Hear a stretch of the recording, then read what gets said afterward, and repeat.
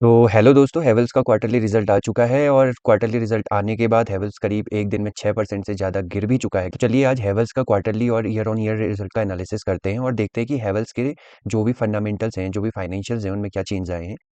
तो हैवेल्स जो है कंपनी का करंट प्राइस आप देखेंगे तो अभी करीब करीब चल रहा है 1260 रुपये और आज 23 अप्रैल के दिन इसमें करीब करीब आया है 6.72% का फॉल। ठीक है। अब हम लोग इसके कुछ पहले बेसिक्स देख लेते हैं। जैसे कि आप देखेंगे तो इसका जो मार्केट कैप है वो करीब करीब 78,000 करोड़ का है। इसका जो पीई है वो करीब करीब आप देखेंगे तो 45 का है। आरओसी हैवेल्स की चल रही है 24% की, या आप बोल सकते हैं 24.9 मतलब 25% की। इसकी बुक वैल्यू है 151 की और आरओई है 19.4% की। डिविडेंड यील्ड ये करीब देता है 0.79 मतलब 0.8% के आसपास का और इसकी फेस वैल्यू है 1 रुपए की। तो ये सारे कुछ इंपॉर्टेंट बेसिक्स होते हैं जब आप किसी भी स्टॉक की बैलेंस शीट पढ़ते हैं, तो ये सारे बेसिक्स चीज़ें जो हैं आपको पता होनी चाहिए कि इन सारी चीज़ों का क्या मतलब है। तो अगर आप चाहेंगे तो कभी हम इन चीज़ों के बारे में डिटेल्स में बता देंगे कि किस चीज़ का क्या मतलब है। बट अभी के लिए हम लोग क्या करते हैं, हैवेल्स में आगे बढ़ते हैं। तो सबसे पहले अब हम लोग इसका क्या कर लेते हैं, क्वार्टरली रिजल्ट का एनालिसिस कर लेते हैं। और क्वार्टरली रिजल्ट का जब हम लोग किसी भी स्टॉक का एनालिसिस करते हैं तो हम लोग क्या करते हैं, जैसे कि ये मार्च क्वार्टर है तो मार्च 2026 के क्वार्टर को हम लोग मार्च 2025 और मार्च 2024 के क्वार्टर से कंपेयर करेंगे। क्योंकि क्वार्टर ऑन क्वार्टर बेसिस पर क्या होता है, स्टॉक्स में किसी स्टॉक्स में डिमांड बनती है, किसी स्टॉक्स की डिमांड गिरती है।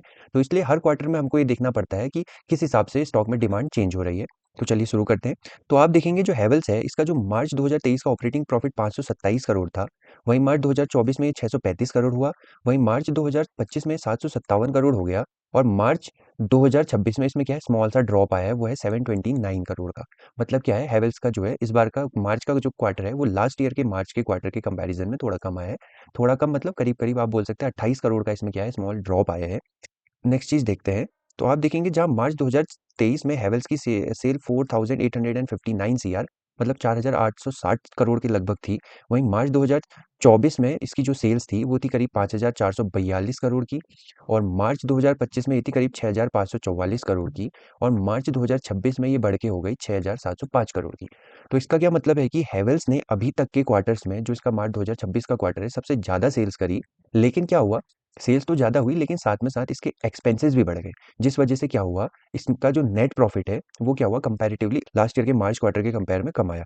तो आप देख सकते हैं जहाँ मार्च 2025 में जो 6544 करोड़ की सेल्स थी, वहीं इस ईयर ये सेल्स बढ़ के 6700 करोड़ की हुई।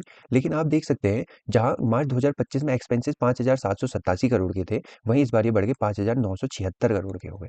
तो इस तरीके से जो ये स्मॉल डिफरेंस आया वो इसलिए आया क्योंकि हैवेल्स का क्या हुआ, मार्च 2025 के क्वार्टर के कंपेयर में मार्च 2026 के क्वार्टर में क्या हुआ, एक्सपेंस ज़्यादा हुआ है। तो इस वजह से इसका क्या हुआ, ऑपरेटिंग प्रॉफिट कम आया है। ठीक है। तो चलिए अब आगे बढ़ते हैं। अब उसके बाद आप देखेंगे कि हैवेल्स ने इस बार जो अदर इनकम करी है वो करीब-करीब 310 करोड़ की करी है। तो अदर इनकम का मतलब होता है कि कंपनी अपने मेन बिज़नेस के अलावा कुछ दूसरे जगहों से भी पैसा कमा रही है। उसको हम लोग क्या बोलते हैं, अदर इनकम्स की कैटेगरी में रखते हैं। तो आप देखेंगे जहाँ मार्च 2025 में कंपनी केवल 69 करोड़ की अदर इनकम कर रही थी, वहीं मार्च 2026 में इसने 310 करोड़ की अदर इनकम करी है। अगर इसके अदर इनकम पर हम लोग जाएँ तो एक बार चेक करते हैं कि इसकी अदर इनकम हुई कहाँ से है। तो आप देखेंगे जो इसकी अदर इनकम का सोर्स है वो है अदर इनकम नॉर्मल, मतलब ये क्या है, मैं फ्री वर्ज़न यूज़ कर रहा हूँ स्क्रीनर का, इसलिए हम लोग डिटेल में तो नहीं जा सकते। बट ये एक नॉर्मल इनकम है जहाँ से इसने क्या करा है, कंपनी ने 310 करोड़ का क्या करा है, एक इसकी इनकम जनरेट हुई है। ये एक वन टाइम इनकम है, ये बार-बार नहीं हो रही है, सिर्फ़ इसी बार हुई है। तो आप देख सकते हैं जहाँ ऑपरेटिंग प्रॉफिट हैवेल्स का 757 करोड़ था मार्च 2025 में और मार्च 2026 में 729 करोड़ था। अदर इनकम थी इसकी 69 करोड़ की, यहाँ पर इसकी अदर इनकम थी 310 सीआर की। तो डेप्रिसिएशन है 110 सीआर का, यहाँ पर डेप्रिसिएशन जो है बढ़ के हो गया हमारा 112 सीआर का। तो देखिए, अब इसका जो ऑपरेटिंग प्रॉफिट है वो 729 करोड़ का है और नेट प्रॉफिट इसका 918 करोड़ का निकल के आ रहा है ऑन पेपर। और लास्ट मार्च 2025 में इसका जो प्रॉफिट था वो था 757 करोड़ के आसपास का। ठीक है, ये 757 करोड़ का प्रॉफिट था। और आप देखेंगे नेट प्रॉफिट जो है इसका निकल के आ रहा है, प्रॉफिट बिफोर टैक्स अगर हम लोग देखें तो वो निकल के आ रहा है 701 करोड़ का, राइट। तो अब ये चेंज क्यों हो रहा है, जबकि आप देखेंगे कि मार्च 2024 में 26 में ऑपरेटिंग प्रॉफिट 729 करोड़ का है, लेकिन उसके बाद भी प्रॉफिट बिफोर टैक्स का 918 करोड़ का आ रहा है। तो कम इनकम होने के बाद भी ज़्यादा ये प्रॉफिट कैसे कमा रहा है, तो वो हैक छुपा है इनकी अदर इनकम की सोर्सेज में। तो आप देखेंगे कि जो अदर इनकम है हैवेल्स की मार्च 2025 में 69 सीआर की थी और अभी जो है वो है 310 सीआर की। प्लस इसमें एक चीज़ हम लोग और ऐड कर लेते हैं, ठीक है। Just a minute.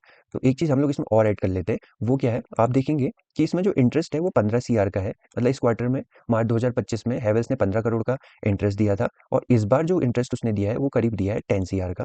प्लस इसमें डेप्रिसिएशन भी है 110 सीआर का, और यहाँ पर आप देखेंगे जो डेप्रिसिएशन है वो 112 सीआर का है। तो फ़र्क कहाँ पर आ रहा है? आप देखेंगे फ़र्क आ रहा है अदर इनकम में। तो अदर इनकम वो इनकम होती है जो हैवेल्स ने अपने मेन बिज़नेस से नहीं कमाई है, बल्कि अदर सोर्सेज़ से कमाई है। तो लोग इसको नेगलेक्ट करते हैं और वो ये देखने की कोशिश करते हैं कि हैवेल्स ने क्या करा है, अपने मेन बिज़नेस से कितना कमाया है। तो आप देख सकते हैं जहाँ हैवेल्स ने सॉरी तो हैवेल्स ने जहाँ मार्च 2025 में प्रॉफ़िट बिफोर टैक्स 701 करोड़ था, उसमें से भी अगर मैं 69 माइनस कर दूँ, तो जो इसका टोटल प्रॉफ़िट निकल के आता है, वो आता है करीब-करीब 632 सीआर का, क्योंकि हम लोग इसमें मान लेते हैं अदर इनकम को कैलकुलेट नहीं करते। अब अगर वहीं पर हम देखेंगे कि इस बार इसने 729 करोड़ की क्या करा है, ऑपरेटिंग प्रॉफ़िट। लेकिन जब आप 918 करोड़ में से इस अदर इनकम को, जो कि 310 करोड़ की है, इसको हटा देते हैं, तो इसका जो इसके मेन बिज़नेस से बिज़नेस निकल के आया है, वो करीब-करीब कितना हो जाएगा, 608 करोड़ का है। तो जहाँ मार्च 2025 में आप देख रहे हैं कि प्रॉफ़िट बिफोर टैक्स 701 करोड़ का दिख रहा है, तो वहीं पर इसका जो मेन बिज़नेस से आया है, वो आया 632 करोड़। लेकिन मार्च 2026 में जहाँ ये 918 करोड़ दिख रहा है, लेकिन इसका मेन बिज़नेस से जो बिज़नेस आया है, वो करीब-करीब कितना है, 608 करोड़ का है। तो ये कुछ चीज़ें हैं जो कंपनी क्या कर रही है, एक तरीके से आप बोलें एक्स्ट्रा इनकम भी क्या कर रही है, कंपनी के शेयर को मैनिपुलेट कर दे रही है। तो अब हम लोग क्या करते हैं, इसके ईयरली रिजल्ट पे आ जाते हैं। तो ईयरली रिजल्ट में आप देखेंगे कि जहाँ मार्च 2025 में इसकी सेल थी करीब 21,778, मतलब 21,800 करोड़ की, वहीं इस बार इसकी सेल्स हुई है करीब 22,500 करोड़ के आसपास। तो सेल्स में इसके करीब-करीब आप बोल सकते हैं कितना, 21,800 से लेके 22,500 करीब-करीब 700 करोड़ का इंक्रीज़ आया है। अब वहीं देखेंगे अगर इनका क्या हुआ है, सेल्स बढ़ी है, तो साथ ही साथ-साथ इनके एक्सपेंसेस भी बढ़ गए। तो जहाँ पहले मार्च 2025 में 19,600 करोड़ के आसपास के एक्सपेंस थे, वहीं मार्च 2026 में 20,300 करोड़ के आसपास हो गए हैं। तो जो इनका ऑपरेटिंग प्रॉफिट निकल के आ रहा है, वो आ रहा है 2,175 करोड़ का, और यहाँ पर इनका ऑपरेटिंग प्रॉफिट निकल के आ रहा है इस साल 2,200 करोड़ के आसपास। मतलब आप लोग देख सकते हैं कि पिछले 2 साल में इसका जो ऑपरेटिंग प्रॉफिट है, वो ऑलमोस्ट सेम है। मतलब करीब-करीब आप कहें तो इसमें करीब-करीब कितना 25 करोड़ का डिफरेंस आया है। अब उसके बाद आप देखेंगे कि यहाँ पर अदर इनकम इनकी 288 करोड़ की हुई थी मार्च 2025 के ईयर में, और इस बार इनकी जो हुई है वो हुई है 479 सीआर की। और इसके बाद इन्होंने पिछले साल इंटरेस्ट दिया था 72 सीआर का, इस बार इन्होंने टोटल इंटरेस्ट दिया है ओनली 37 सीआर का। इसके बाद इन्होंने लास्ट ईयर जो इनका डेप्रिसिएशन था, मतलब ऐसे एसेट्स जिनकी वैल्यू हर साल के साथ कम हो रही है, उनका जो डेप्रिसिएशन था वो था 400 करोड़ का, इस बार ये हुआ है 432 करोड़ का। तो इनका जो प्रॉफिट बिफोर टैक्स था, मतलब ये क्या करता है, कोई भी कंपनी को अपने प्रॉफिट पर हर साल टैक्स देना पड़ता है। तो जहाँ लास्ट ईयर कंपनी का प्रॉफिट बिफोर टैक्स 1990 करोड़, मतलब करीब 2000 करोड़ का था, वहीं इस बार ये 2200 करोड़ का है। मतलब कंपनी के जो प्रॉफिट में करीब 200 करोड़ का इंक्रीज हुआ है ईयर ऑन ईयर बेसिस पर। तो अब देखेंगे कि लास्ट ईयर इन्होंने करीब-करीब 26% का टैक्स दिया था, और इस बार इन्होंने दिया है 24% का टैक्स। तो इनका जो नेट प्रॉफिट निकल के आ रहा है, वो आ रहा है 1470 करोड़ के आसपास का, और इस बार इनका जो प्रॉफिट निकल के आ रहा है, वो आ रहा है 1690 करोड़, मतलब 1700 करोड़ का और यहाँ 1500 करोड़ का। तो मतलब इनके प्रॉफिट में ऑलमोस्ट 200 करोड़ का इंक्रीज़ आया हुआ है, राइट? तो ये कुछ-कुछ इसके आप लोग देख सकते हैं, इसकी बैलेंस शीट है कि इसमें इसमें क्या प्रॉफिट और लॉस हुआ है। अब हम लोग चले जाते हैं इसके रिज़र्व पे, तो आप देखेंगे कि क्या करा था, इसका जहाँ मार्च 2025 में रिज़र्व 8,261 करोड़ का था, वहीं इस बार इसका रिज़र्व बढ़ के हो गया 9,393 करोड़ का। मतलब क रिज़र्व वो पैसा जो कंपनी के पास एक्स्ट्रा पड़ा हुआ है, उसको हम लोग बोलते हैं रिज़र्व। कंपनी के पास लास्ट ईयर जो बोरिंग थी 319 करोड़ की थी, इस बार घट के हो गई 265 करोड़ की, और इसी की वजह से कंपनी का इस बार क्या हुआ है, टैक्स कम हो गया। क्योंकि अगर आपने क्या करना है, आपका आपका बोरिंग्स कम है, तो आपको क्या होगा, उस पे टैक्स भी कम देना पड़ेगा। तो आप देख सकते हैं यहाँ पर जहाँ मार्च 2025 में कंपनी 72 करोड़ का टैक्स दे रही थी, वहाँ इस बार 37 करोड़ का टैक्स आ गया है केवल।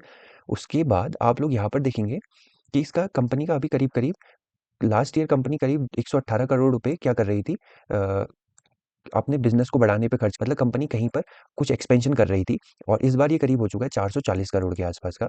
ये इस कंपनी का कुछ मोटा-मोटा हिसाब-किताब है कि कंपनी किस तरीके से इसका प्रॉफ़िट मार्जिन जा रहा है और किस तरीके से इसका बैलेंस शीट हो रही है।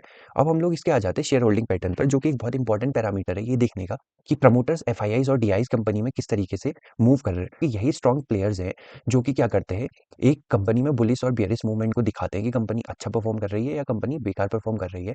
क्योंकि हो सकता है कंपनी का शेयर गिर रहा हो, लेकिन कंपनी के प्रॉफिट इंक्रीज हो रहे हो। तो क्या होगा, एक तरीके से हम लोग जो छोटे इन्वेस्टर्स हैं, वो शेयर के गिरने और बढ़ने के अकॉर्डिंग इन्वेस्ट करते हैं। लेकिन जो बड़े प्लेयर्स होते हैं, वो एक कंपनी को अच्छे प्राइस पर खरीद के उसको लॉन्ग टर्म के लिए राइड करते हैं और ज़्यादा से ज़्यादा प्रॉफिट निकालने की कोशिश करते हैं। तो आप देख सकते हैं जहाँ प्रमोटर्स करीब जून 2023 से 59% हैं, वो अभी भी ऑलमोस्ट सेम 59% ही बने हुए हैं।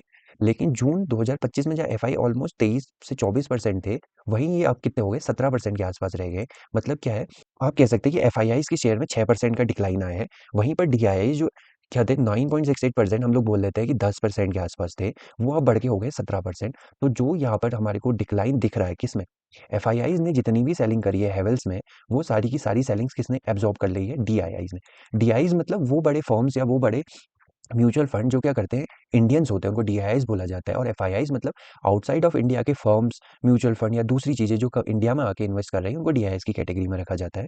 तो आप देख सकते हैं कि पब्लिक जहाँ 6.9% थी, या ऑलमोस्ट आप बोल सकते हैं कि पब्लिक जो थी हमारी 7% के आसपास थी, कब, जून 2023 में। अभी पब्लिक क्या है, वो करीब करीब 6% के आसपास हो गई, मतलब पब्लिक भी क्या हुई, 1% कम हुई है। तो पब्लिक के आप लोग देख सकते हैं कि इसके हैवल्स की क्या हुआ है, केवल स्टॉक ट्रांसफर हुए हैं, कहाँ से कहाँ, एफआईआई से डीआईआई ट्रांसफर हुए हैं। इसके अलावा हैवेल्स की क्या हुआ है, शेयर होल्डिंग में कोई मेजर चेंज नहीं आया है। तो इसका मतलब है कि इस एक तरीके से हैवेल्स का शेयर अभी भी क्या हुआ है, जिस पोजीशन पे था उसी पोजीशन पर है। तो ये था हैवेल्स का कंप्लीट रिजल्ट का एनालिसिस। तो आप बताइए आपको ये एनालिसिस कैसा लगा। अगर आप लोगों को हैवेल्स का एनालिसिस पसंद आया है तो आप मेरे चैनल को सब्सक्राइब कर सकते हैं। मैं ऐसे ही result related videos different different stocks की लाता रहूंगा। चलिए मिलते हैं नेक्स्ट वीडियो में, तब तक अपना ख्याल रखिए।